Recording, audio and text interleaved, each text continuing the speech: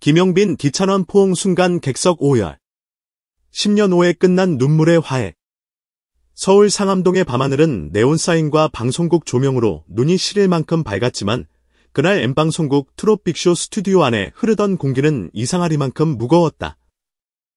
생방송 10분 전 복도마다 뛰어다니는 스태프들의 발소리가 평소보다 2배는 빨랐고 모니터를 확인하는 PD들의 눈빛에는 설명하기 힘든 긴장감이 서려 있었다. 오늘 방송이 단순한 음악 프로그램이 아니라 누군가의 인생을 갈라놓을지도 모르는 분기점이 될 거라는 걸 모두 어렴풋이 감지하고 있었기 때문이다. 그 중심에는 두 남자가 있었다. 트롯 팬들이 오랫동안 꿈꿔온 황금 조합, 그러나 최근 들어 가장 미묘한 이름으로 불리던 두 사람. 김용빈, 그리고 이찬원. 한때는 형제처럼 붙어 다니며 서로를 형 동생기라 불렀던 두 사람을 두고 몇 달 전부터 팬들 사이에서는 알 수 없는 루머가 돌기 시작했다. 녹화장에서 눈도 안 마주친다더라. 백스테이지에서 대화 한마디 없었다더라. 예전 같지 않다더라. 그저 소문이라 넘기기엔 어딘가 맞아떨어지는 공백들이 있었다. 그리고 그 소문은 결국 오늘 생방송이라는 가장 냉혹한 무대 위에서 정면으로 마주 서게 되었다. 카운트다운이 시작되고 스튜디오 안불이 천천히 꺼졌다. 관객석 여기저기서 환호가 터져나왔지만 무대 바로 앞 이렬에 앉은 몇몇 팬들은 오히려 손을 꽉 쥔 채 입술을 깨물고 있었다. 그들 역시 안다.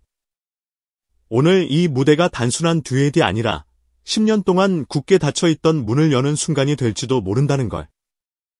붐의 목소리가 어둠을 가르며 울려 퍼졌다. 자, 오늘은 정말 특별한 무대가 준비되어 있습니다. 여러분이 그토록 기다리셨던 두 사람. 김용빈, 이찬원 두 트롯스타의 스페셜 듀엣입니다.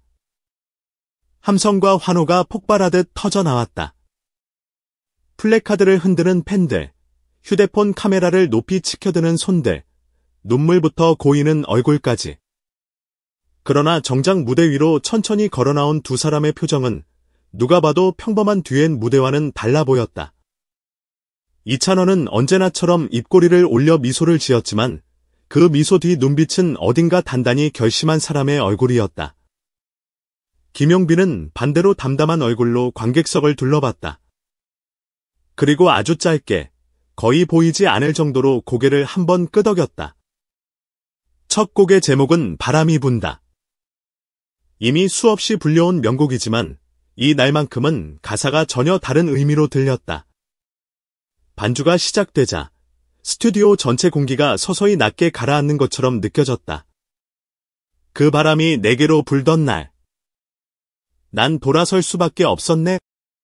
용빈의 목소리는 언제나처럼 깊고 따뜻했지만 오늘은 그 안에 설명할 수 없는 떨림이 섞여 있었다.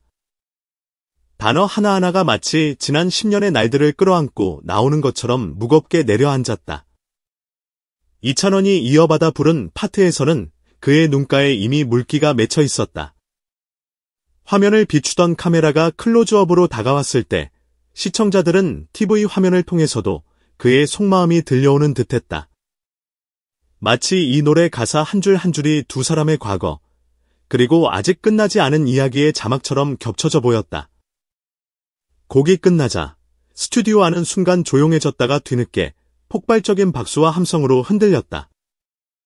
붐은 언제나처럼 분위기를 띄우려 애썼다. 와, 너무 감동적이네요. 두 분의 목소리가 그냥 가슴을 막 때리네요. 그저 여러분. 하지만 그 순간 누구도 예상하지 못한 장면이 펼쳐졌다. 옆에서 고개를 숙이고 있던 이찬원이 갑자기 마이크를 더욱 세게 움켜쥐더니 깊게 숨을 들이켰다. 이어진 그의 한마디는 스튜디오 전체를 얼어붙게 만들었다. 오늘 이 무대를 끝으로 꼭 해야 할 이야기가 있습니다. 관객석의 함성이 뚝 끊겼다. 카메라를 잡던 감독의 손이 순간 멈칫했고 붐의 얼굴에서 익숙한 예능인의 미소가 서서히 사라졌다. 생방송, 대본에 없는 멘트, 아무도 준비하지 못한 고백. 스튜디오의 시간은 그냥 그대로 멈춰버린 것처럼 느껴졌다. 용빈 형은 오랫동안 한 가지 비밀을 지켜왔습니다. 비밀이라는 단어가 공기를 갈랐다. 객석 여기저기서 숨이 걸리는 소리가 들렸다. 일부 팬들은 직감적으로 알았다. 아, 드디어 그 이야기가 나오는구나. 10년 전, 강릉의 작은 소극장에서 벌어졌던 그 감전사고. 그리고 그 사고 이후 갑자기 모든 방송에서 사라졌던 한 젊은 가수의 이름. 10년 전, 한 사건 때문에 형은 무대에서 사라졌습니다. 다들 기억하시죠? 그 감전사고. 붐이 급하게 중간을 막으려 했지만 이미 선은 넘어가 있었다.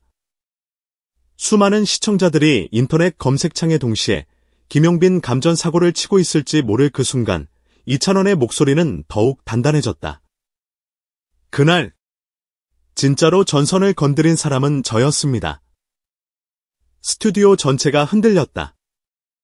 객석에서 믿기지 않는다는 듯한 탄식이 터져나왔고 몇몇 팬은 그 자리에서 입을 막고 울기 시작했다. 카메라가 즉시 김용빈을 비췄다. 화면 속 그의 눈동자는 조금 전 노래를 부를 때와는 전혀 다른 방향으로 떨리고 있었다. 붐이 조심스러운 목소리로 물었다. 용빈 씨, 정말 그런 일이 있었나요? 잠시 아주 긴 침묵이 흘렀다. 불과 몇 초였을지도 모르는 시간은 당사자들의 마음속에서는 10년과도 같은 무게로 내려앉았을 것이다. 그리고 마침내 김용빈이 낮고 단단한 목소리로 입을 열었다. 있었어요. 하지만 그게 전부는 아닙니다. 이어진 화면 전환과 함께 스튜디오의 대형 스크린에 갑자기 흑백 영상이 재생되기 시작했다. 자막이 떴다. 10년 전 강릉 모 소극장 사고 당시 CCTV. 관객들은 숨을 죽였고 두 사람은 고개를 들지 못한 채 그 화면을 바라보기만 했다. 흑백 화면 속에서 한 남자가 전선을 손질하고 있었다. 그는 김용빈도 이찬원도 아니었다. 외주 음향 엔지니어로 일하던 박모 씨. 그는 무언가에 쫓기듯 허둥지둥 손을 움직이다가 결국 잘못된 배선을 건드리며 강한 전류를 흘려보냈고 그 옆에 있던 스태프가 그대로 쓰러지는 모습이 고스란히 찍혀 있었다. 김용빈이 눈을 감았다가 천천히 떴다. 그리고 떨리는 숨을 삼키며 말했다. 그때 난 누군가를 지키려고 했습니다. 조명이 다시 두 사람을 비추자 스튜디오의 공기는 이미 완전히 다른 차원으로 들어가 있었다. 사실 그날 마지막으로 전선에 손을 댄 건 찬원이었어요. 어린아이였고 아무것도 모르는 연습생이었죠. 만약 그때 그 사실이 알려졌다면 그 아이 인생은 거기서 끝날 수도 있었어요. 객석에서 또 한 번 탄식이 터져나왔다. 20살도 안 됐던 어린 연습생, 이제 막 자신만의 꿈을 꾸기 시작한 소년. 그 아이에게 내가 사람을 다치게 했다라는 낙인이 찍힌다는 상상만으로도 잔혹했다. 그래서 모든 걸 제가 뒤집었었습니다. 기자들이 물어도, 경찰이 물어도, 기획사가 물어도 그냥 내가 했다고 했습니다. 내 이름 하나쯤 더러워지는 건 괜찮다고 생각했습니다. 그게 형이라는 이름을 가진 사람이 할 일이라고 믿었거든요. 그 순간 고개를 숙이고 있던 이찬원이 두 손으로 얼굴을 감싸 쥐었다. 그가 떨리는 목소리로 겨우 짜낸 말은 누구도 쉽게 듣고 넘어갈 수 없는 고백이었다. 형, 나는 그날 이후 매일 밤 악몽을 꿨어요. 무대 조명이 꺼지고 누군가 쓰러지는 꿈이요. 형이 방송에서 사라지고 소속사가 등을 돌리고 모두가 형 이름을 인터넷에서 지워버릴. 나만 혼자 무대에 서 있는 꿈, 사람들이 날 향해 박수치는데 그 박수 소리가 다 비명처럼 들렸어요. 스튜디오 안 여기저기에서 훌쩍이는 소리가 번져나갔다. 객석에 있던 한 중년 팬은 손수건으로 얼굴을 가리고 흔들리는 어깨를 멈추지 못했다.